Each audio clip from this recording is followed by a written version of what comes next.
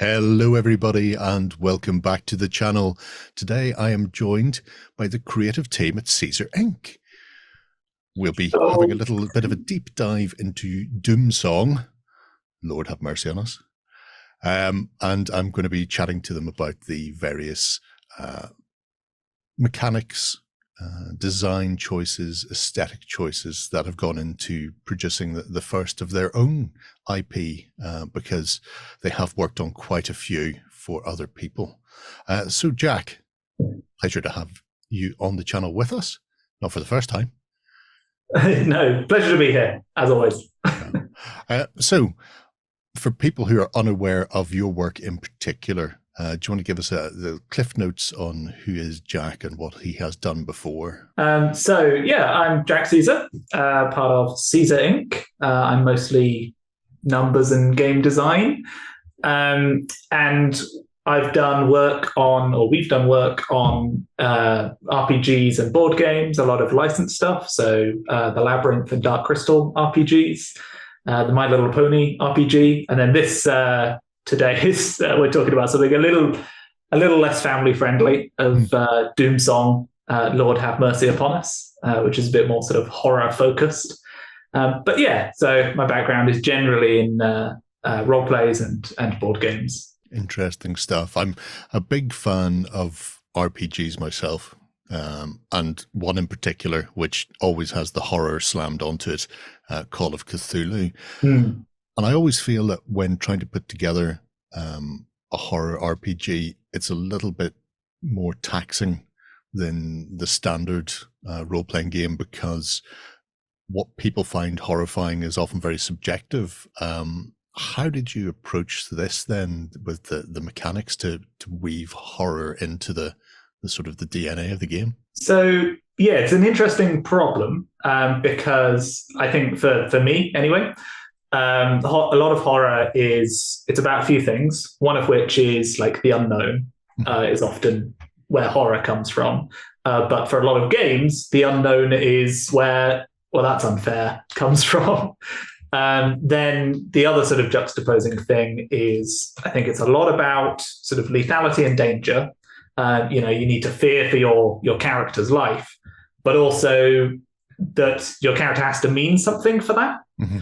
So that was sort of one of the key elements that we were sort of looking at when we started the Doomsong sort of process. Of, we definitely wanted something super lethal. You could die if you made the wrong mistake. Mm-hmm. But we wanted you to care when you died. And so what we wanted to reduce down was that character creation process was a large part of that, but still having enough of it there to basically give you something to care about. So the character creation process, really quick, but it gives you a few hooks on your character. It's like, oh, okay, this is his story or their story. And so you end up with this character that you have a little bit of connection to, and then you're diving straight in. But because it's sort of so quick, the GM doesn't feel that killing off a character even, killing off a player is still off limits. Killing off a character is like something to be avoided. It's something that's a natural part of horror. So yeah, danger is definitely sort of a big part of the game. Yeah, I think if people get to the position where they think they can shrug off all incoming damage and they just view their character as a stat stick and a bag of hit points, then they start to lose some of the connection to the characters in there as well. Yeah, definitely.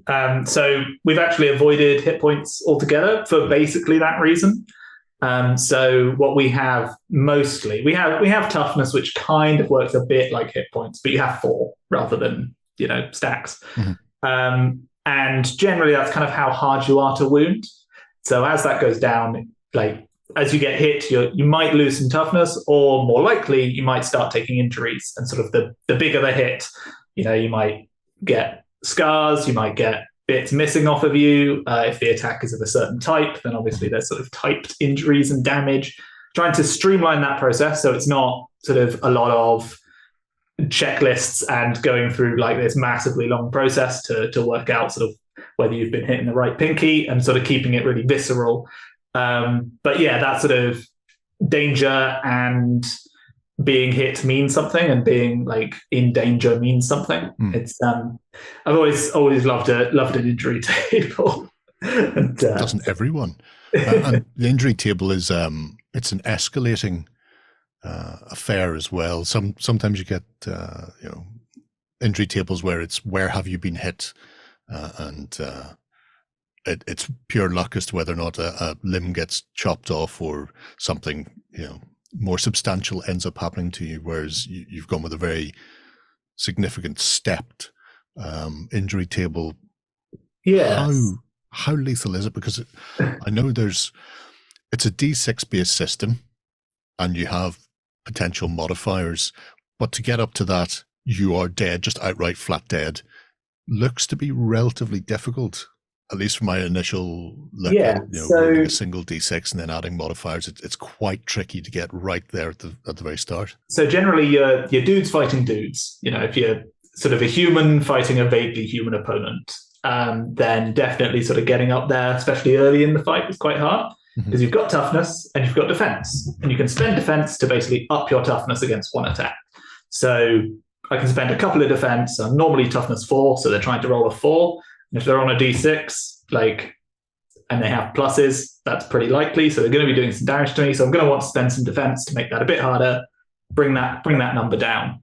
But I've spent that defense. And the next guy that attacks me, that's going to get lower and lower unless I take some time to try and recover, get back on my feet and sort of get back up. Then he's going to start rolling over that toughness and getting those difficulties. So generally those higher numbers are something that happens when something bigger attacks you straight off the bat, or if you've been worn down and then someone gets a lucky shot in. The other thing is so the way combat works is, at the beginning of a round, you basically all choose what you're going to do. So light attack, heavy attack, and basically all of these different options. Excellent. You've got it up. I was literally going to sort of show it on we've got the demo pack. Show off with your printed copy. But this is a really good aid. So we've got you see the action block in the bottom left there. That's essentially the actions that you can take during a round. So at the beginning of the round, everyone's choosing their actions, and one of those actions there you'll see is heavy attack. So that's on 5, and basically that's you double everything. You double all of the numbers you're adding to your die, which is great. But they're doubling all the numbers they add to their dodge. So at the beginning of a fight, when someone's sort of all prepped and ready and able to dodge you, a heavy attack's easy to get out of the way of. At the end of a fight, if they're dog tired or they've been knocked over or they're in a compromised position, then that's a really good finishing move, and that sort of coup de grace really nicely. So that's sort of how you get those higher numbers on that damage chart. But I just wanted to you mentioned earlier about rolling for location and then rolling for damage. Yeah, that is actually something that was in sort of the early editions of the game, sort of when we were playtesting. So it's actually sort of something we've moved away from, so that you're just on one table. Because as I was the sort of rolling to hit, rolling to location, rolling to damage, there are there's a lot of things that can happen in there, a lot of interesting places to go. But trying to streamline that process was definitely one of our goals. Well, the other interesting thing about this then is the action block, where you set your action dice, and NPCs have their own, which we can get to in a moment. But from the PC's point of view, this is both what you intend to do and an initiative track for the order in which it's resolved. So this is something where when you're playing, you're going to be involving the other people around the table with you and deciding what way you're going to deal with this particular combat, which is an interesting touch. And it's not very restrictive, even though you might go, I'm going to go for everybody's got 2 action dice to begin with anyway, so you might go, well, I'll put 1 into aid / draw, because you've got the option then when it comes to that step in the action track. Where did this come? Was this always baked in at the start, or is this something that progressed over time? So it's something that's been toying around in the back of my mind for quite a while as a sort of a system, to get a bit of that. Something I do really like about sort of traditional role-playing games is that like, oh, doing a bit of a skirmish board game in the middle of a role play. It adds weight to your decisions up to that moment. It's a crisis point. It's a really interesting sort of bit where, you know, character stories can end or change drastically. So adding in this little tactical sort of game in the middle is a really good difference in kind for a role-playing game, I find. So I definitely wanted something that was a bit sort of crunchier than stuff we've done before with Labyrinth and Dark Crystal, where combat is much more sort of fluffy and like suited to those games.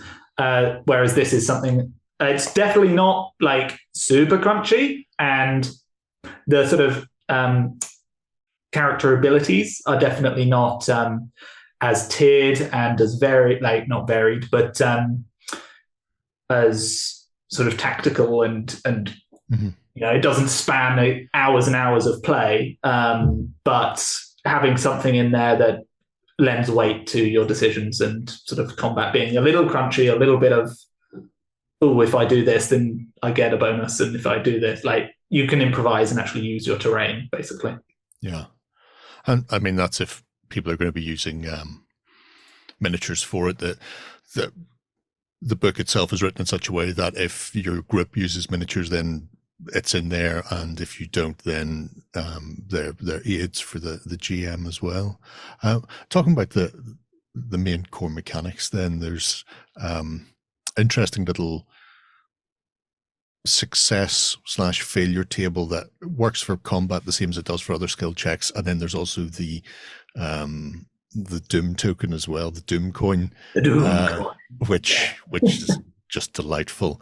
Do you want to very briefly sort of run us through how that manifests in the game and how it affects things? Yeah, of course. So essentially, every check follows the same structure. You work out your modifiers. So characters basically have traits, gear, conditions, and maybe allies that can help them out. And all of those things basically give pluses or minuses. If you've got a broken leg, then trying to jump the chasm is probably at a minus. If you've got the ability like athlete, then that's probably going to help you jump over the chasm. So these sort of modifiers give you a number, which you add to the die and roll against the difficulty. Difficulty of all checks is 5, unless basically there's something making it more difficult. So essentially you say 5 and the GM goes, oh, but it is a slippery surface, so I'm going to say this is 7. Or sure, it's a 3 because it's a particularly short chasm or whatever. So with that, you have 3 results. You have under, equal, or over. If you roll over, that's a success. If you roll equal, that is a success with some sort of cost. So this is up to the GM, but we do have some guidelines. So a piece of gear you used is broken. You take a bit of toughness damage, basically. Or basically, if you're trying to do something sort of quietly, then maybe you've attracted the attention of something nasty. And if you fail, then you not only fail, but there's that same cost as well. So you didn't manage to do what you wanted, and you attracted attention, broke a piece of gear, something like that. On top of that, after you've rolled, you have the option of flipping the Doom coin. So it's a normal coin, heads or tails. We actually have a custom one being made for the Kickstarter, which is looking really cool. Suspicion you might do, yes. Yeah. So essentially, you flip that Doom coin, and if you get heads, what we call the crest, then you go up 1 level. So if you rolled equal, you're now in success. If you rolled fail, you're now in equal. If you rolled success, however, and you flip the Doom coin, you go into critical success. So pretty much the only way to critically success is to already get a success and then gamble it. But it works the other way. So if you've got a fail, you could flip that Doom coin and get a success with cost. But if you roll the skull, the tail side of the coin, it goes into critical fail. And critical fail is really like we try and amp up like, oh, this is where the GM can just screw with you. Yeah. Like this is like if you're doing something dangerous and you get a critical fail, they're within their rights to say, well, it's a chasm. You fell down it. Yeah. Whereas the sort of the safer middle bit is like not too bad either way. Like it's a bit of a hit, but often you're just, I need this success right now, or I need. And it's been really fun seeing people like that's a real draw. It's a real Yeah. I don't want to fail. I can imagine so. I have the option of not failing. And yes, I will. In so many occasions, I will fail. But because the other thing that really interested me about the Doom coin was, well, there's two things. One is there's only one, and it has the potential to travel around the table and mark your character as doomed if you end up with it until such a point that it can sort of be passed on to another player. So that obviously lends itself to the world building and the experience, and an evil eye upon you, so to speak. But the other is if you're going to attempt something that would turn out to be so ridiculously trivial that you don't even need to roll because you're going to automatically pass it, or so incredibly difficult that you had no chance of ever getting there, you must roll the Doom or flip the Doom coin.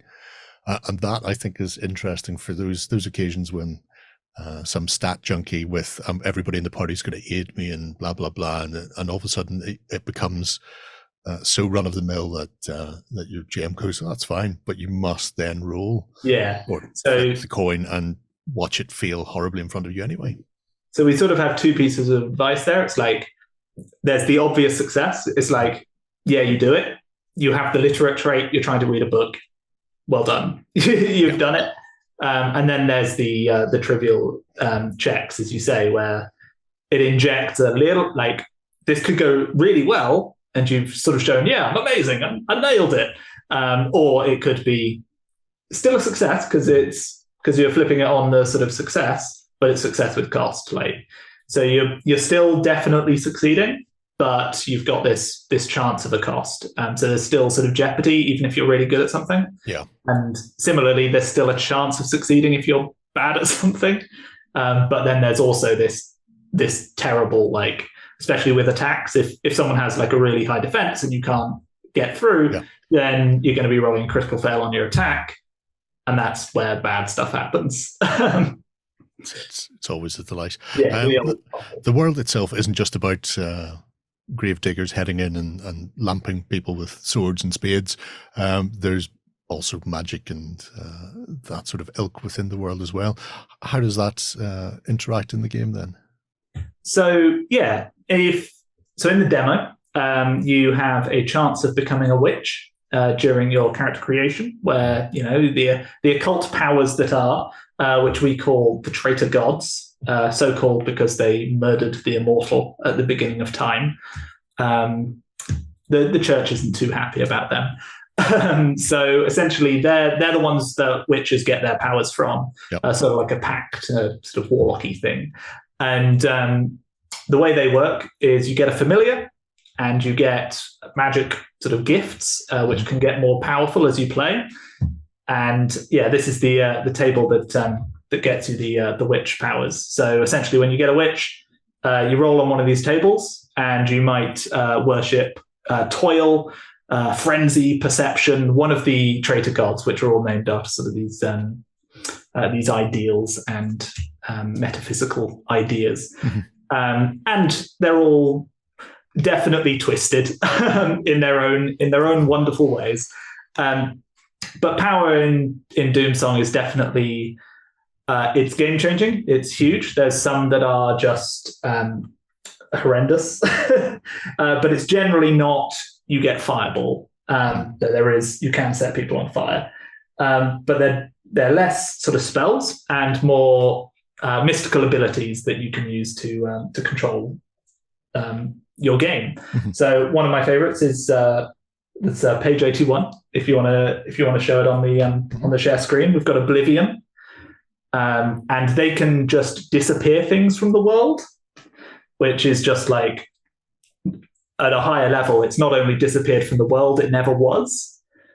So you have this absolutely game-breaking ability, and we find that those are just it's not only really fun to give players that, but it's really fun to give players that in the shell of, like, they're still a human made of meat. So here we have Oblivion's Grasp. And so at level 2, when you use this ability, all living creatures except you forget the object that you just disappeared ever existed, which you can do lots of wonderful tricks with. And so basically that means that you can really give players lots of power, but they're still fragile and they're still going to go down really easily. So yeah, magic is definitely this pact between you and your familiar. And if your familiar ever dies or ever goes more than a mile away from you, you die. Just straight up dead. So it's not only this gift, it's this extra weakness, this extra vulnerability. And yeah, there's no such thing as a free lunch in Doomsong. If you get power, you get a price. It's good to know. The sort of things people are going to be coming up against then in Doomsong, apart from other humans, which, as we know, are the worst of all monsters. What sort of things will people be running into? Because the game itself is interesting when you start delving into the monster sort of side of things. Yeah, so it's very much inspired by medieval folklore and the biblical apocalypse. So the whole sort of first adventure is based around, it's a massive 300-page book based around the coming of pestilence, Father Plague, Lord of the Plaguescape, which you can see behind me. Delightful.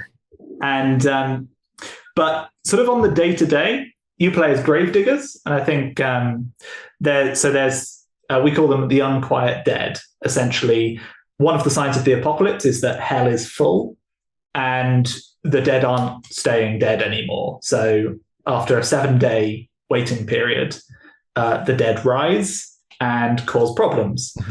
As the Gravediggers Guild already sort of existed, it's become their job to basically make corpses go back in the ground, even if they're still wandering around. So that's kind of where you come in, and that's sort of our adventurers and our sort of framework for how that all works. So the Unquiet Dead, there's a huge amount of variety for them. If the soul comes back, it can, and its body isn't buried, it can possess items, or it can come back as a ghost. Seft, as we call them. I really enjoy the Sefts. So the way they work is they can only touch or be touched by things that existed whilst they were alive. So if they're really old, like Seft, then you've got to find something that was around when they existed to basically get rid of them. And they can, you can't barricade against them because they'll just go through. And if you ever touch one, so yeah, and I like a monster that's a bit of a puzzle as well. So not just hit it with an axe. Not just burn and salt the bones then. But yeah, there's an absolute ridiculous number of monsters in the Plaguescape, and all wonderfully illustrated and stuff, which we're sharing around and we'll be sharing for the next few months. Fascinating stuff. Well, it was great chatting to you about the ins and outs of the mechanics of it. I think we're going to shuffle you off and bring in another of the team. Okay, we're now joined by Morgan. Welcome to the show. Hello. It was nice to be here. Thank you for having us on. Yeah, always a pleasure to bring new people into the fold. That's what I say. So, what role are you taking in Caesar Inc. and in Doomsong then, Morgan? What are you responsible for? What are you to be blamed for? I'm to be blamed for all of this behind me. I'm the writer and editor at Caesar Inc., and I wrote the Lord Have Mercy Upon Us campaign. I think that you guys probably know me a bit better as Baron Von Uppercase in the OnTableTop forums. Yes. I think you were looking at my Spidicules conversion the other day. It was impressive. Worthy of a golden button. The community spotlight, definitely. We can hope. So the world then behind us that you've been delving into, can you give us a bit of a background about it? Obviously, we heard that the traitor gods are responsible for a whole host of things and the dead are coming back from hell. But what is this world like if you were to start to paint a picture? Well, the first campaign it focuses on the coming of the first horsemen of the apocalypse, if you will. And this is what he's done to the lost border kingdom of Leith. So about 50 years ago, before your gravediggers exist, an entire border kingdom just vanished overnight. And it's kind of a horror / fairy tale for the rest of the world because no one knows what happened to it. And as gravediggers, if you choose to go through the campaign, you can find out exactly like what happened to the border kingdom, why it happened, and like how you could potentially fix it. And as you can see from this map, there are like actual like so much content for you to explore. Every single one of these points on the map has at least 2 pages in the book, sort of set up in the same way as the Dark Crystal 2-page spread, very easy to parse and go through. You should be able to like look at a page, come across something interesting that you can throw at your players, and like lots of interesting choices for the players to decide, oh, we want to explore that. We're going to do that today. Yeah, that was one of the things I was going to ask, because it has a very similar feel to the Dark Crystal in the layout of those scenarios. So whenever you're opening it, you have a world to explore, and you can very easily go, well, I'm here, and this is the things we're going to run into. Obviously, the campaign itself is going to be 2 books, with the scenario side, the adventure book of Lord have mercy upon us, is still going to be. Is it 150 pages per book, or is it 300 for 300 combined? It is about 350 pages for Lord have mercy upon us, and about 200 pages for the core rulebook, Doomsong. So we are getting close to the 600-page mark, which is monumentally impressive when you think of. I think my partner double said page. You could just write a little TTRPG, and it turned into this. Oh well, that's one of those shames that isn't a shame, I think, when there's so much to explore. So when you've been developing the actual campaign, then what sort of inspiration did you draw upon for it?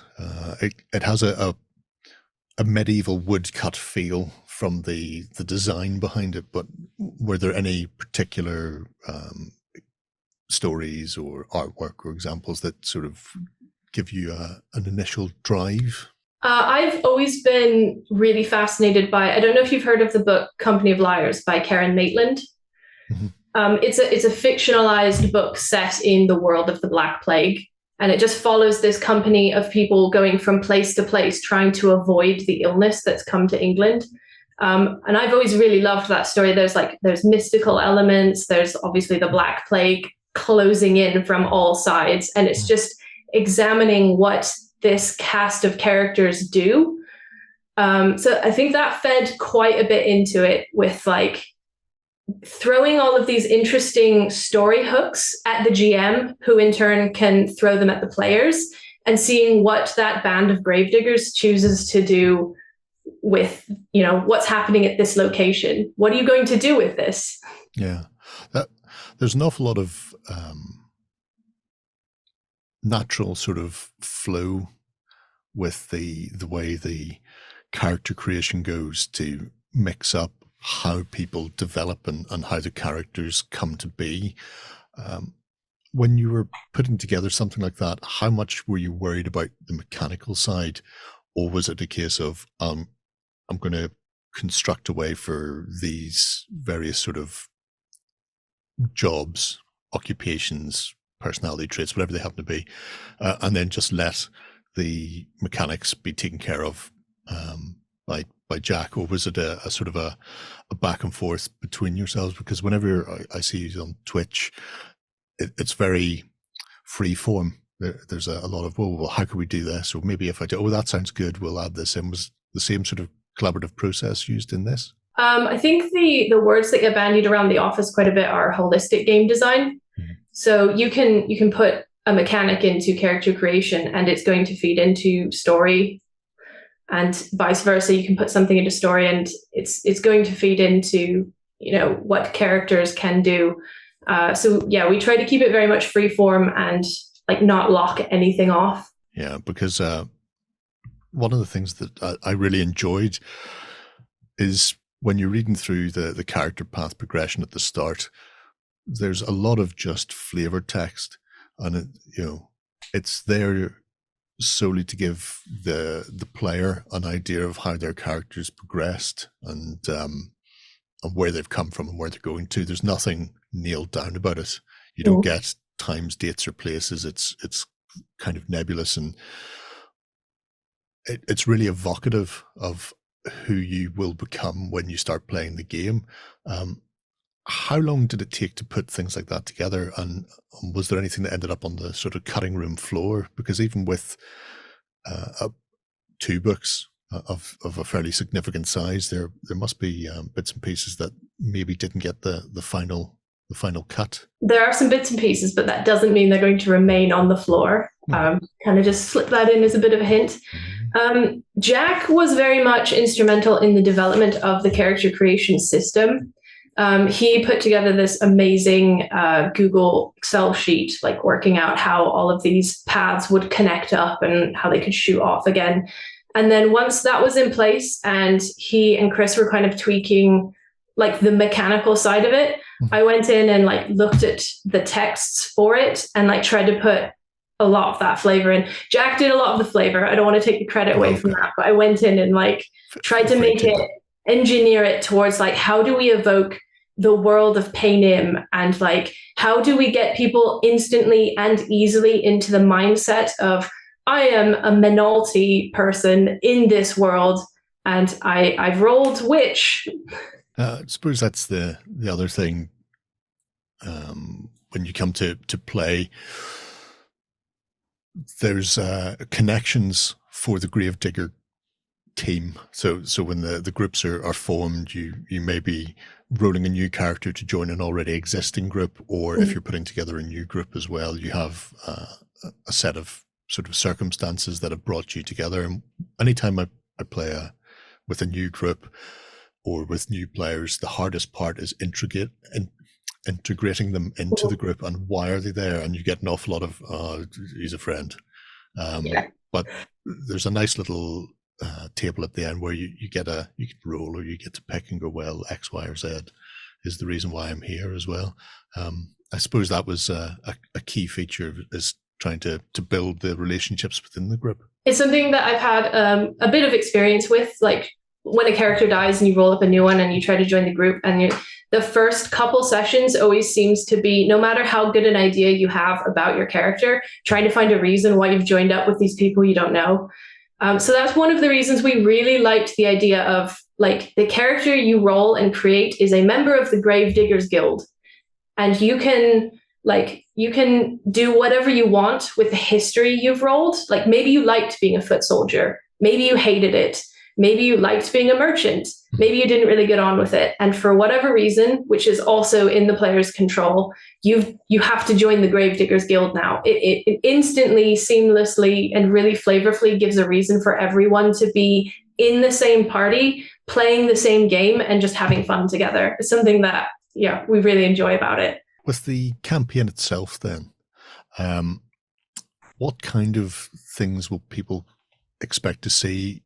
Is it going to be a broad range of adventure styles within the campaign itself then?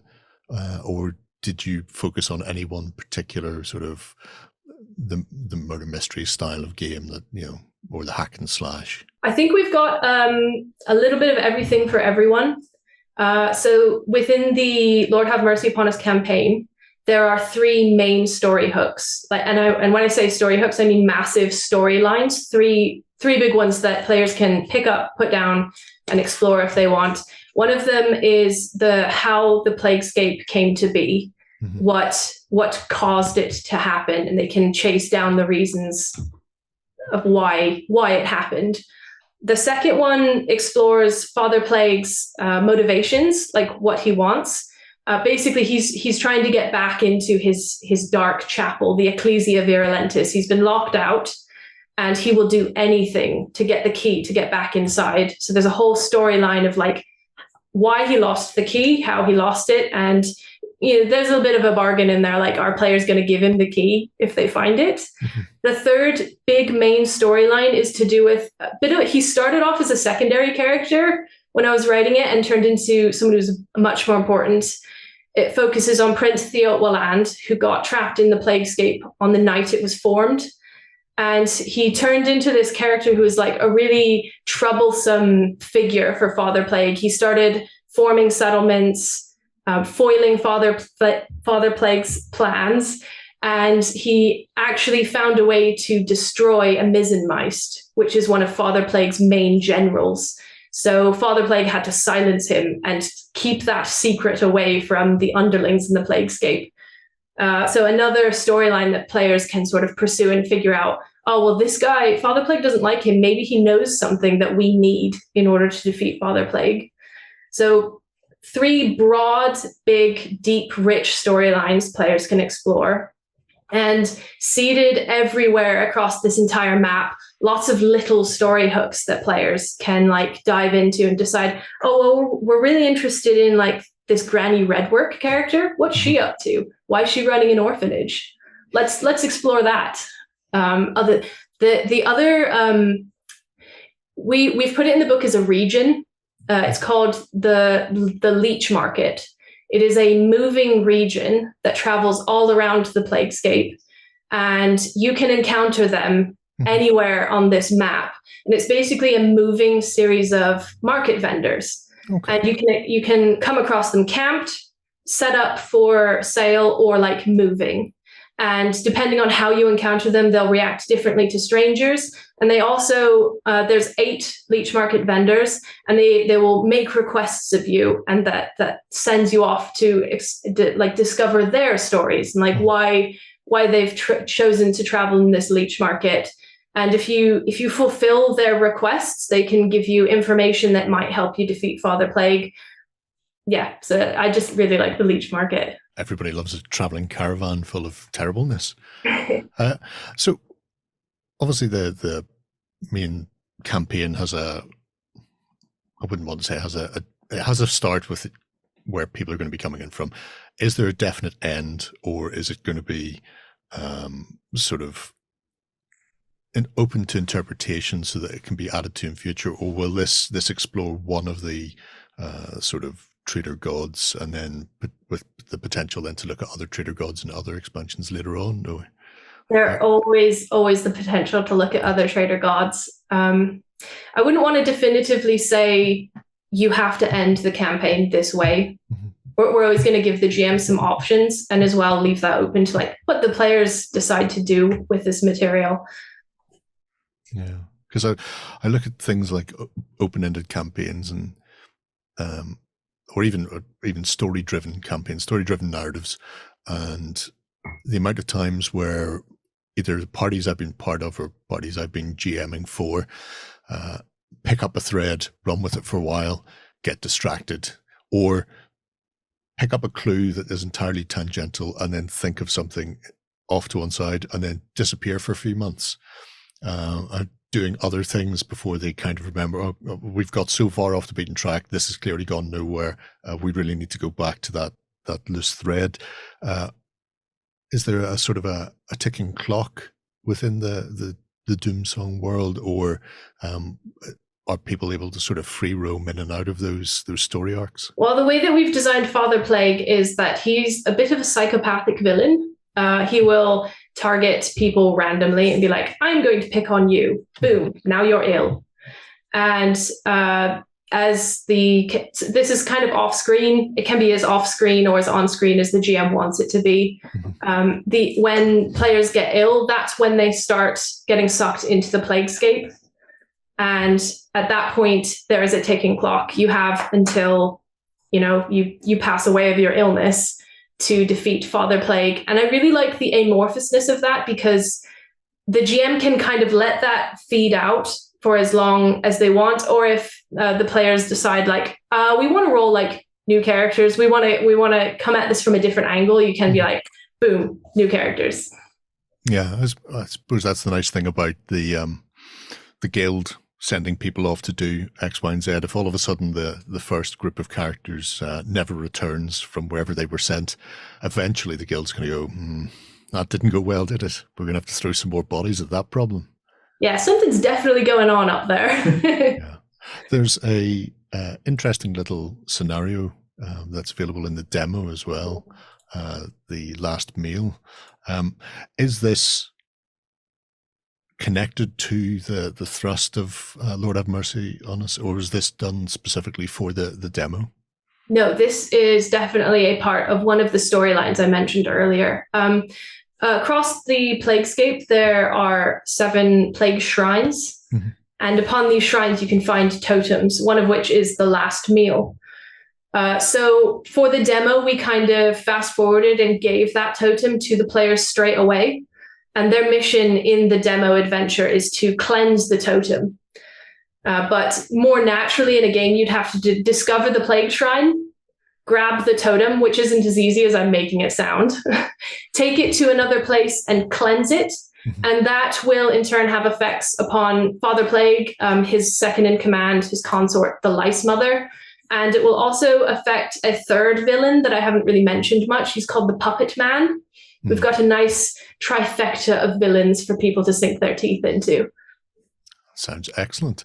Have you come across any particular monsters then that you really enjoy or did help create potentially then when you were putting this together, where you just go, that is my favorite. That's the one I hope murders the most grave diggers? Definitely the Sleeping Sisters. They are a collection of sort of sleepwalking, blindfolded women wearing white nightgowns. You can find them in the Forest of Modrin, which is this forest area that's grown so densely and thickly that it's just nighttime all the time. So your party will be walking through this dark woods with like white moths fluttering out of the dark at them. And then also this woman in a nightdress wanders at them. So a little bit of spoilers. They're hive mind entities being controlled by a giant white moth underground. And I really like how they grew naturally from like, I think women in nightgowns wandering through the night, like sort of mined frenzy type attacks would be cool. I wonder what their deal is. Oh, they're being controlled by this giant white moth and we don't know what she wants. That sounds amazing for several reasons. One, I just love the idea of that. But secondly, one of my favorite pulp hammer horror films is called The Blood Beast Terror. And I keep telling people about it and nobody else has seen it. And Peter Cushing's in it and people show up exsanguinated, no blood left in them. So obviously everybody thinks clearly a vampire. Yeah. And then the big reveal at the end is the young lady is actually a blood beast. She's a giant moth that at night turns into a giant moth and then drinks people dry with her big long proboscis, which is just amazing. So we definitely tried to approach creatures and monsters from this like, it's kind of recognizable. But then as you figure out what their deal is, it's sideways. It's something you didn't expect. We really tried to work that sense of surprise and horror into what you're encountering. It also throws the narrative curveball at players who are all too familiar with, it's a zombie, decapitate it or bash its brains in, therefore we win. And then they come across one where that doesn't work. And they think, we've made a horrible mistake, because it stops player knowledge getting in the way of character knowledge. Yes, so absolutely. I quite like that. I like the puzzling elements then. Yeah, it's like you mentioned in the Blood Beast. It must be a vampire. Nope, it's really not. Oh, no. Fear the death head moth, especially one the size of a young lady. It sounds absolutely terrific. How long have you been writing the narrative side of it then? It's substantial by this stage.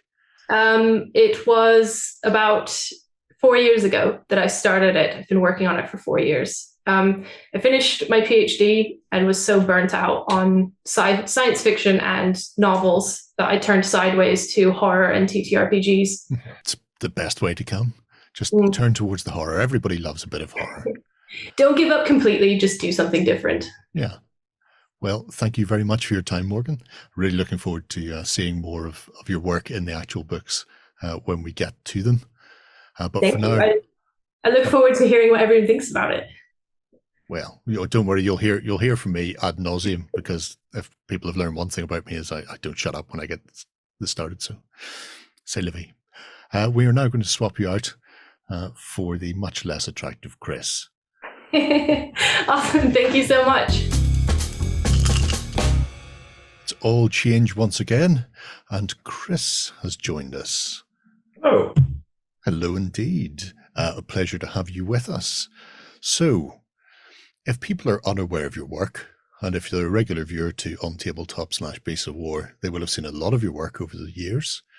Who are you, and what are you doing with Caesar Inc.? well, I draw the Justin's and Dragons comic on the website, but I do other things. I worked with Jack to make the Labyrinth and Dark Crystal RPGs. We worked together on the My Little Pony RPG for about 5 years, and I created Primordia, the dinosaur role-playing game. So yeah, we've been working on a few things quietly, quietly in the background, honing our RPG skills. It's the way to do it. Gently work on other people's stuff, and then all of a sudden drop a monstrous IP all of your own. So what have you been involved in with this project then yourself? Have you mostly been working on the illustration and the aesthetics, or have you been dipping in? Yeah, so that's sort of the day-to-day grind that I've been doing, is the sort of managing the artwork that's all been drawn by a guy called Moritz Krebs, who's an absolutely phenomenal sort of twisted horror artist. He works in this kind of black and white hand-drawn medieval woodblock style, and you can just guarantee you can send him any brief and you can guarantee what comes back is going to be unsettling. There you go. I don't know what you mean. Everyone's a joy. Yeah, this is what happens if you put on the talisman of a Mizzenmeist after it's been slain. Oh. So it's good to know. Yeah. I'll avoid that. I will sell it to my compatriots though at a knockdown price. We've been managing a lot of his art, doing the layout and stuff. Obviously, his artwork heavily informed the style of everything. So the map illustration, which is sort of, I would say, 90% me, and then it's taken a lot of the elements of stuff that he's drawn and the style that he's drawn to turn it into this enormous and sort of hypnotic map. There's an element to it that I think feels like when you're a kid and you get a map to Alton Towers. Yes. And you're looking at it and you're just like, okay, I'm going here and I'm taking this path and I'm going here and I'm going here. And there's this sort of instant, you want to visit places and stop along the way and like see everything, and you're trying to work out the best route.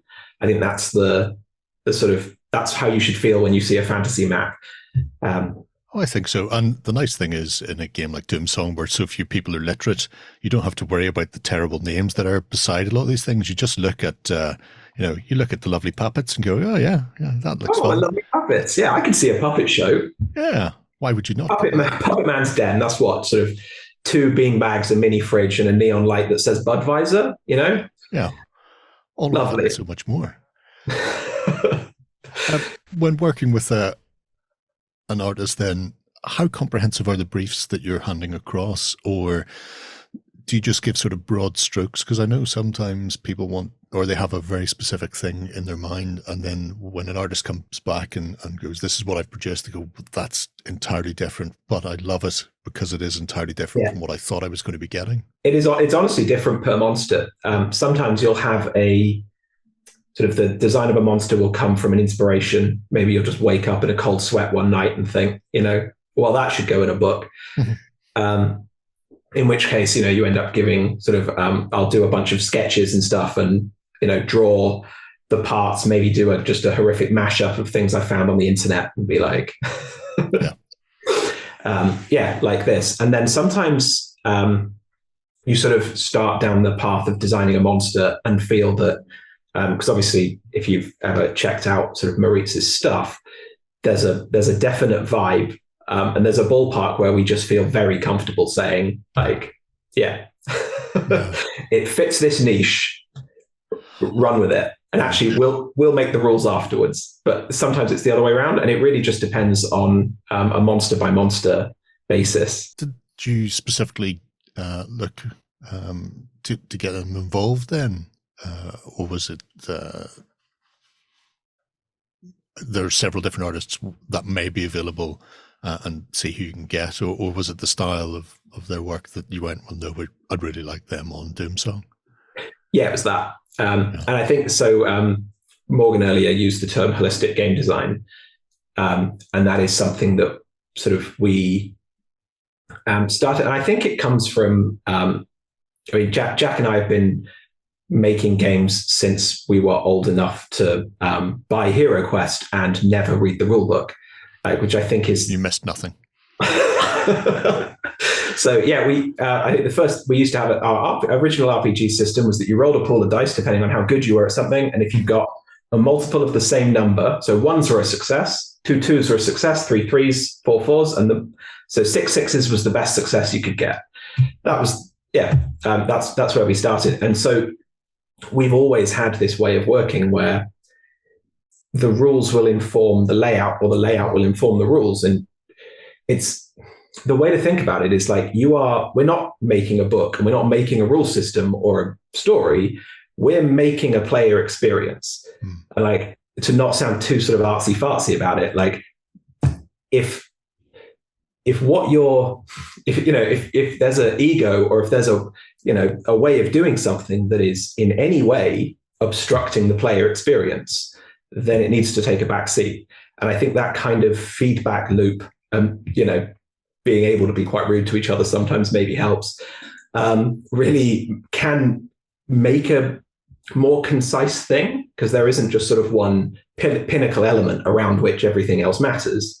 Like, there are lots of sort of little elements that are constantly informing each other, and that's how you build a product. Like, it just sort of makes sense that way.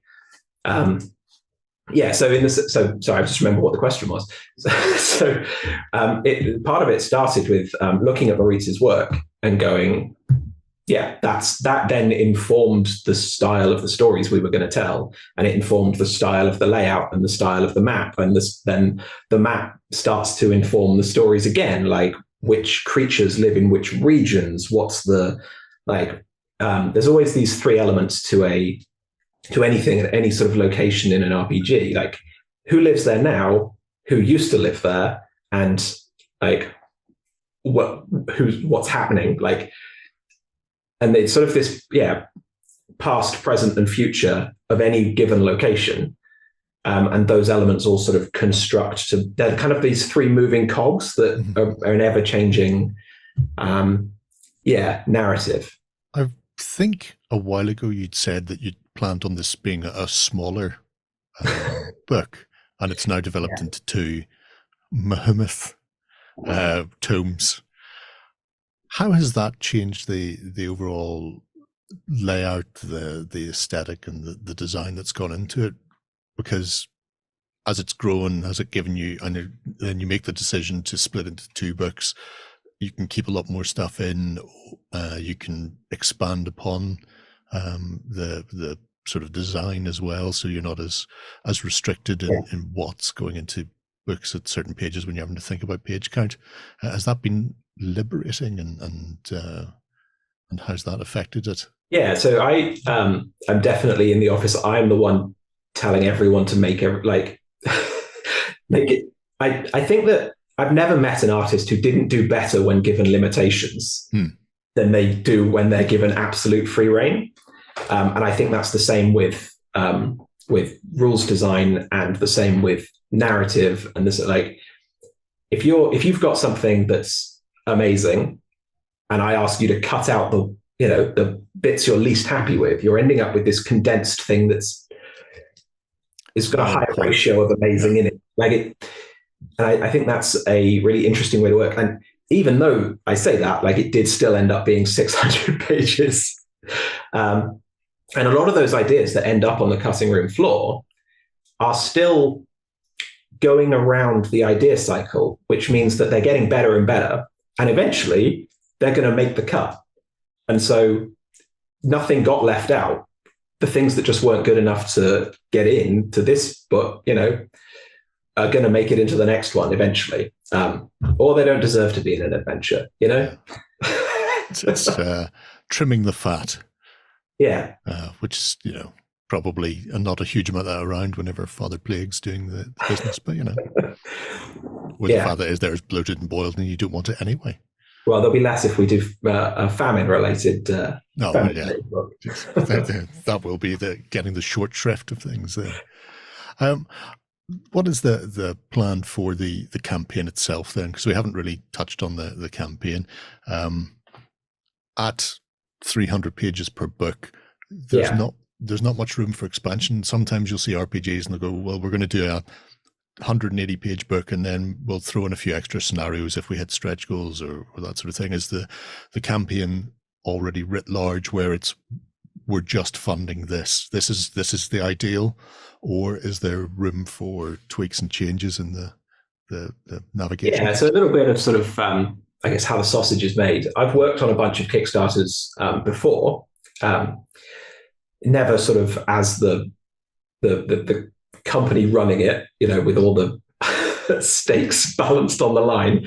But you get a lot of sort of Kickstarter experts who tell you that what you need is a lot of stretch goals and all these sort of things. And what you end up with is quite a sort of you end up with a Kickstarter that, for example, would be, it's a 300-page book, but you start off saying it's a 200-page book, and then you throw in this extra 100 pages as you go along, and it's never sat right with me. And so we've sort of made the decision, which does go against all the greasy 80s salesman advice that we've ever been given, which is just to say, this is what we're making, this is how much it costs for us to make it.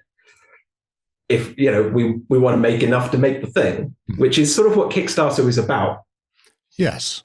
So before it became a mammoth pre-order machine for companies, that was the idea behind it. And I think, like you say, that the idea of short selling, shall we say, that you want to have X, Y, and Z in there, and then you tell people that they're going to be stretch goals, and you often get the feeling that if it doesn't quite hit the funding that it wants to, then all of a sudden you're not getting a full product, or your product is reliant on additional stretch goals being pushed in there. And I much prefer, and there's a few people who do RPGs where they just go, no, I'm doing this. I'm doing it in paperback. It'll cost this much. If we hit here and I can afford to get hardbacks done, then we'll do hardback. But otherwise, the contents remains the same. Nothing else is really going to be changing beyond that. That's it. We do have some sort of extras, as well as the two books, the cloth map that you can see behind me. Mm-hmm. Actually, this map that is behind me is the product of a miscommunication with the printers, and it turned out it's an inches and centimeters type of thing, was it? Yeah, so it's turned out 3 times the size that we wanted it to. So did that printer work with Spinal Tap at one stage? Yeah, but we've sort of ended up being like, I think it might just be huge, actually, because I love this. This is it is amazing. Great. So we're working with someone to make the Doom coin, obviously at the moment, and then I think there are a couple more surprises that are currently, Yeah, well, it wouldn't be a surprise if we started talking too much about the surprises. Exactly. Yeah. Before we disappear completely, there are a couple of other things I just want to briefly touch on. If people are looking to find out more about Doomsong, you have the demo adventure that we've been sort of flicking through already available, and you also have a Discord set up. What's the best way to find Doomsong and Caesar Inc. then? So we have a website, and hosted on that website is as you were saying, 120-page fully playable demo. And it really is there you go. This is Caesar.inc, which is our website. Has a bunch of stuff that we've worked on before. There's Primordia, Dark Crystal, Anemon. Anemon's great. I loved you can tell I was raised on Pokemon. Yes. Yeah, that's by Zach Burrow, who's a good friend of mine, and he worked with us on the My Little Pony games. Oh, but here we go, back to Doomsong. Yeah, so if you go to Caesar.inc/Doomsong, the PDF is hosted there. It's fully playable. If you wanted to sort of just start playing Doomsong tomorrow, you could. We've given you that much. Yeah, and if you want to follow the Kickstarter, just search for Doomsong on Kickstarter. We're the only Kickstarter called Doomsong on Kickstarter. And you can hit the notify me button. And if you go to Caesar.inc/Doomsong, the page you were on just now, you can sign up to our newsletter. And every 2 weeks, we are sending out everything that we are sharing over those 2 weeks to people, which is usually sort of announcements, updates on the surprises that I was telling you about. And at some point, we've got a bunch of smaller PDFs with sort of lore and stuff sort of lined up. So that's not 120 pages we've already given away isn't actually the limit of what we're showing off. You're really spoiling people. I will say if people do go and sign up there, or even go to that Doomsong link, within that, then it has the link to the Discord as well, where people are already in there having chats, setting up sort of playtest games as well. So hopefully that will grow over the next coming weeks, and people can give feedback and have a chat and just get the inside scoop as well. Get a chance to contact you directly and see how you're doing, what you're up to, and whether or not this really should have turned out this way whenever X pressed Y in that village, which is always good, having access to the designers to ask, did you mean for all my party to explode? Is a good way of doing it. The answer is probably yes. Yeah, I think so. Well, it has been a pleasure speaking to you, Chris, and to Jack and Morgan as well. Hopefully the Doomsong Kickstarter absolutely blows up like one of Father Plague's victims, all bloated and lovely. We will be keeping an eye on it as it progresses anyway, and I have a sneaking suspicion I'll be backing this because it's right up my medieval-esque Strasse. I would highly recommend it. Yeah. If you have any questions, folks, please drop them below. Like I say, join the Discord as well, have a chat with people and get him playing Doomsong. If you've anything else that you want to know about, we'll pass it across to the creators and hopefully get you an answer as well. Until next time, bye-bye. Go ahead and check out our other content on screen now. And while you're at it, why not hit subscribe and remember to ding our dong. Go on, you know you want to click it. Go on.